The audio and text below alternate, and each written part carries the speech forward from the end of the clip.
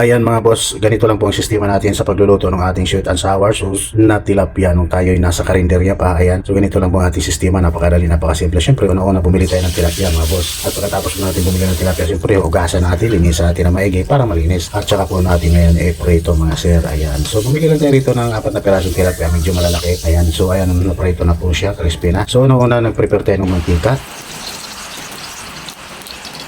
Inisa po natin yung ating bawang mga boss, gisa-gisa lang po natin, syempre kasama ng ating luya. Gisa-gisa lang natin, konting luya lang, pwede namang marami, pwedeng konti, pero para sa akin mas maganda kung konti lang kasi mas masarap kasi pag konti lang yung luya, hindi masyadong sumasabit sa ating pagkain. Ayan, at syempre gisa na rin natin yung sibuyas, carrots, at mayroon tayo ritong 1/2 cup ng ketchup mga idol. Ayan. At syempre, ayan, nilagyan na natin ng tubig. Pakuluin lang natin ng pakuluin para maglasa yung kanyang mga pampalasa, kagaya ng luya, sibuyas, bawang, at syempre yung ating carrots para maluto na rin mga boss. Ayan, nag-additional tayo rito ng isang sachet ng oyster sauce. Ayan, at syempre yung ating magic sarap at mga 3 kutsarang asukal na punong-puno. At syempre yung suka para magiging tatak niya ng sweet and sour sauce mga idol. Ayan, pakuluin lang natin ng pakuluin na maigi.